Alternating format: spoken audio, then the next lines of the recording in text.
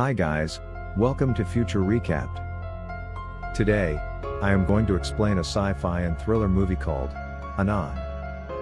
Spoilers ahead. Watch out and take care. In the near future, people have to live in a world where technology is developing rapidly, and there is no such thing as privacy anymore. An augmented reality ocular device is implanted in every human being, which records everything they see, and can show someone's detailed private information such as age, name, profession, and much more. In the next scene, Sal Friedland, who works as a detective in the city, is on his way to work while exploring nearby people's personal information. At some point, he crosses paths with a mysterious girl, who is later called Anon. Her personal information is not displayed, which makes him confused.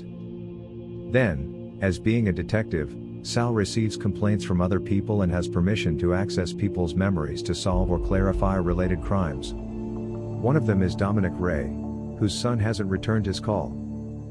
Sal then goes through the ether, the database where the memories of all people are being stored, and finds the footage of his son, who just ended his life by falling from the building. There is also Alyssa Ogorian, who claims that her bracelet was stolen by a maid in the hotel room. He replays the recording from the maid's perspective, showing that she was doing his job and did not steal anything. Now, after the woman leaves, it is revealed that Sal deliberately did not show her what happened a minute earlier. The maid indeed stole the bracelet, and he decided not to show it because she sold it to pay her rent. Sal also has the authority to decide whether someone is innocent or guilty by assessing through their memories.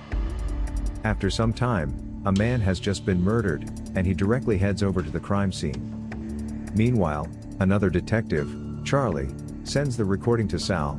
He discovers that someone has been able to murder off the record, by altering the victim's point of view.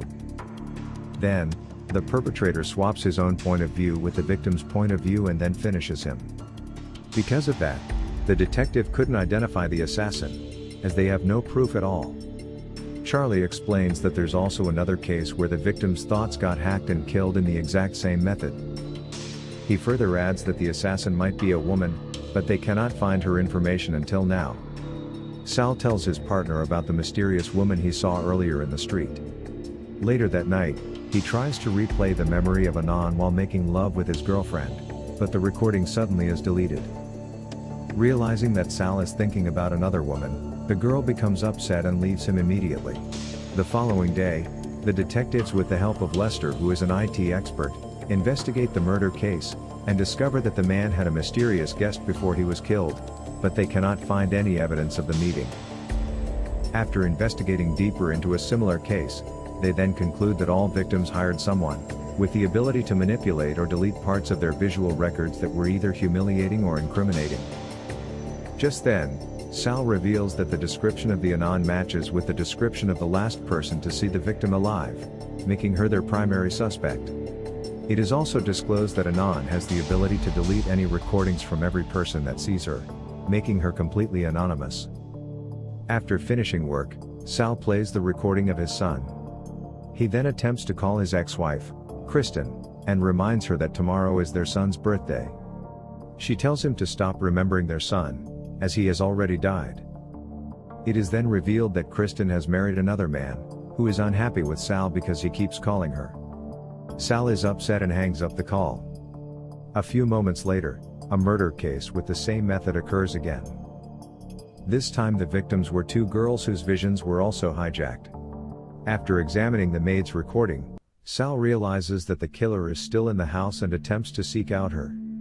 Sadly, Anon finishes the guard, and Sal chases after her. In the train station, his vision suddenly glitches and he gets hit by the train.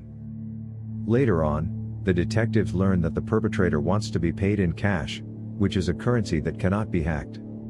That's why she has to meet face-to-face with the client.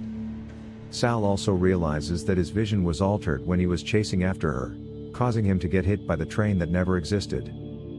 To lure her out, the detectives plan to hire her and Sal will act as bait. He will go undercover, deliberately creating a false record as a stockbroker who engages in an affair with a prostitute, and is afraid that his fiancée will find that out. After that, he makes contact with Anon and asks her to meet in person to delete the history with the prostitute.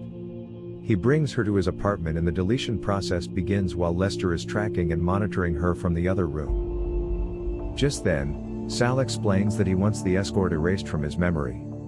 She deletes it easily and also manages to alter the timeline to fill the gap. Anon reveals that she does not want to exist, even as someone else, that's why she doesn't use aliases and hides all her personal information. After the job is done, Anon takes the money and immediately leaves. Sal tries to chase after her, but it's too late. The next day, the new tech specialist, Cyrus Freer, is introduced to the team. He manages to hack into Anon's vision, and they can now see what she is doing in real time through her eyes. Now, Lester claims that she has to be active in Ether, in order for them to track her location. She eventually gets into the Ether and plays a memory of Jesper Nix, a money-lending art dealer, who is doing business with Max Keener, who was previously known as a forger. Anon then deletes Jesper's meeting with the forger and replaces it with him acting like he has discovered the painting. Jesper makes an attempt to sell the fake painting to make a profit. The detectives manage to trace all 12 proxies, but the last one remains unknown. After investigating Anon for a day, the detectives still cannot trace her location and suddenly loses the connection. A few moments later, Nix is found dead, killed by the same person with the same method. Joseph, the bureau commissioner, thinks that the homicide case is not a big deal because the victims deserved it, but Sal is against it. Coming to a dead end, Charlie suggests Sal goes undercover again to find more information about Anon, this time acting like a man who buys drugs.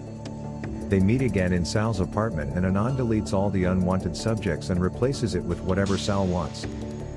Then they begin to develop a personal relationship, and Anon starts telling the detective her personal problems. After having some fun in bed, she finally discovers Sal's true identity and immediately leaves there. Unfortunately, while he attempts to go after her, he finds out Lester has been killed, seemingly by her. Not long after, Anon calls Sal and threatens that she will finish him if he tries to find her. Since then, Anon starts haunting Sal, tormenting him with his worst memories such as being hit, being chased by a dog, and a room full of rats. It is also revealed that his son was assassinated after getting hit by a car. The following day, Sal finds that all good memories related to his family have been deleted by Anon. He immediately calls his ex-wife, and asks her to send the memories about their son to him. Although, Anon also has deleted all of that in Kristen's mind. Suddenly Sal sees a raging fire in the apartment. He pulls out his gun and fires in a random direction. But soon he realizes that he was just hallucinating as soon as the hacker removes all the illusions. He also almost shoots one of his neighbors. While driving, Anon alters his vision as if there are no cars at all on the road. He proceeds and suddenly there are a lot of cars in the street, causing him to hit several of them. Sometimes later, while talking to Charlie, an officer shows up, telling them that Sal has shot one of his neighbors.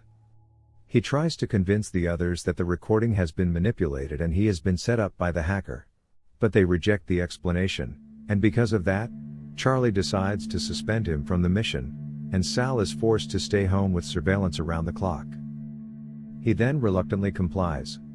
Later that night, Sal pretends to sleep and secretly walks out of the apartment, knocking out the man who is supposed to watch over him.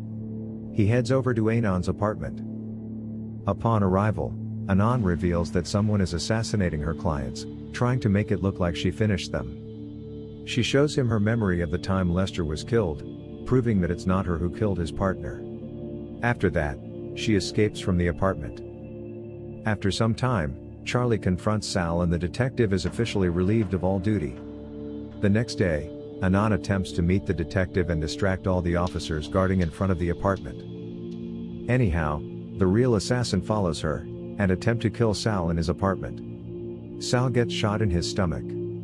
It turns out that he is Cyrus, the newcomer IT specialist in the detectives team who has been obsessed with Anon for years, killing anyone who would had intimacy with her. Realizing that Cyrus is seeing what he sees in real time, Sal attempts to shoot Cyrus and the bullet hits him once. They then try to escape from the apartment, but Sal once again blindfolded, shoots him, and this time the shot is fatal. Anon then walks away from there as nothing has happened. Finally, Sal gets his good old memories back and meets Anand for the last time. She reveals that she broke her life up into fractions of seconds, and randomly stores them in the records of everyone else. That's why she is untraceable. When asked why she insists on hiding herself from the world, she answers that it is not because she has something to hide, but merely just because she doesn't want to share anything about her life with anyone. And their movie ends, but we have a lot more waiting. You can just click on one of the movies on your screen and continue the show. Or, subscribe for more videos like this, turn on notifications, and leave a like to help out the channel. Thanks for watching.